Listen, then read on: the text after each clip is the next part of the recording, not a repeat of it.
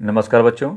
आज मैं आपके सामने वर्ग दशम पाठ 2 राम लक्ष्मण परशुराम संवाद के अंतर्गत पहले उसके लिए लेखक हैं या लेखक कवि भी कह सकते हैं आप, जो पुराने परंपरा को धारण करने वाले श्रीमान तुलसीदास जी, जिनके विषय में कहा जाता है कि वह बहुत ही अनन्य भक्त थे भगवान श्री राम के। और ऐसा देखा गया है कि या मैंने कई पुस्तकों में देखा है, पढ़ा है, तुलसीदास जी का जन्म उत्तर प्रदेश के वांदा जिला के राजापुर गांव में 1532 ईस्वी में हुआ था। कुछ विद्वान उनका जन्म स्थान जिला एटा भी मानते हैं। मैंने अब एटा मानते क्यों हैं, क्योंकि किसी के पास निश्चित यह साधन नहीं है कि उनका जन्म किस स्थान पर हुआ था। तुलसीदास का बचपन बहुत संघर्षपूर्ण था। जीवन के प्रारंभिक वर्ष में ही माता पिता से उनका विछोह हो गया।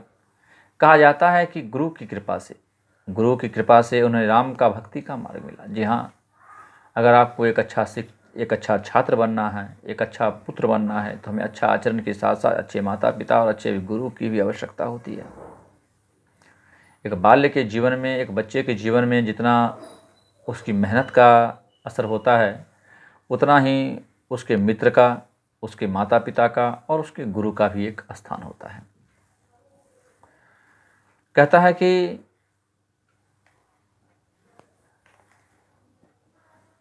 वे मानव मूल्यों के उपासक कवि थे, अर्थात जो मानव परंपरा को अच्छा और सुंदर और सभ्य बनाता था,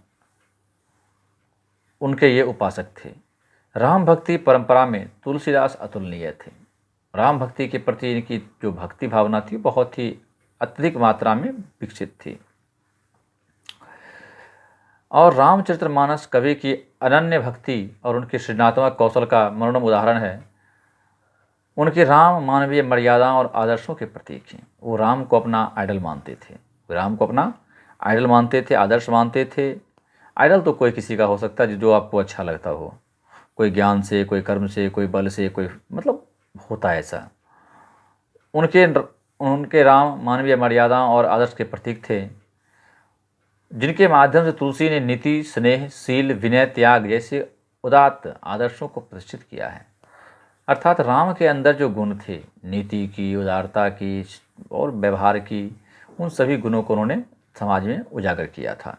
रामचरितमानस उत्तरी भारत की जनता के बीच बहुत लोकप्रिय है। रामचरितमानस के अलावा उत्तर भारत में रामचरितमानस बहुत ही प्रसिद्ध है।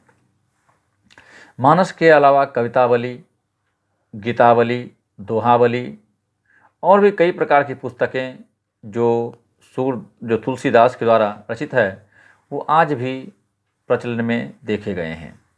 मैंने पहले कहा कि उनके द्वारा कई प्रकार की और भी पत्र रचनाएं की गई थी, जैसे कृष्ण गीतावली, विनय पत्रिका, कवितावली, गीत दोहावली इत्यादि। सन 1623 ईस्वी में इनका देहांत हुआ था। और ये ऐसे कवि थे जिनका सभी भाषाओं पे, उस समय तो दो ही भाषा चलती थी, ब्रज और अवधी। तो ब्रज और अवधी, ध्यान देखिएगा कि तुलसीदास के समय में कौन सी भाषा का सबसे अधिक चलता था, तो वो था ब्रज और अवधी।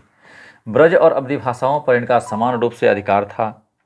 सन 1627 ईस्वी में इनका देहांत हुआ था। तुलसीदास ने रामचरितमानस की रचना अवधी में की थी। रामचरितमानस की रचना किस में हुई थी, ध्यान दीजिएगा, अवधी में। और विनय पत्रिका और कवितावली की रचना ब्रज भाषा में की थी।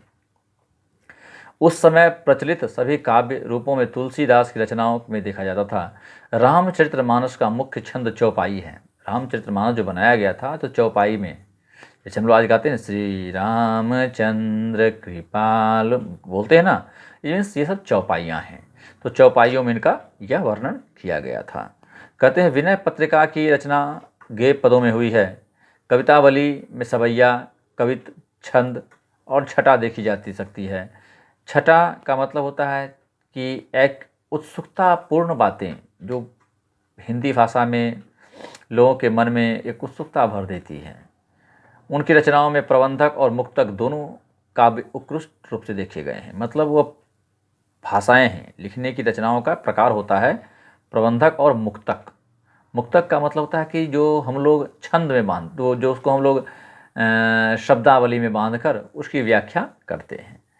तो बच्चों, इसके बाद मैं थोड़ा उस कविता का सार समझा दूं कि यह जो राम लक्ष्मण परशुराम संवाद है, यह लिया गया है रामचरितमानस के बालकांड से। ध्यान दीजिएगा, ये पूछता है कभी कभी कि रामचरितमानस के किस कांड से लिया गया, तो यह बालकांड से लिया गया। सीता स्वयंवर में राम और लक्ष्मण जब प्रवेश करते हैं तो राम द्वारा जब शिव का धनुष भंग हो जाता है तो मुनि परशुराम को जब यह समाचार मिलता है तो वो क्रोध से लाल होकर वहाँ वापस आते हैं और शिव धनुष को खंडित देखकर वे आपे से बाहर हो जाते हैं। राम के विनय और विश्वामित्र के समझाने पर राम की शक्ति की परीक्षा लेकर अंततः उनका गुस्सा शांत हो जाता है। क्योंकि कई जगहों पे आप देखेंगे तो कई लोग अलग कहानियाँ बोलते हैं, लेकिन ऐसी नहीं होती है। जो साँच को आँच नहीं। इस बीच राम लक्ष्मण और परशुराम के बीच संवाद हुआ है, जो धनुष टूटने के पश्चात और धनुष टूटने के पश्चात के बाद और सीता विवाह से पूर्व के बीच की यह घटना है।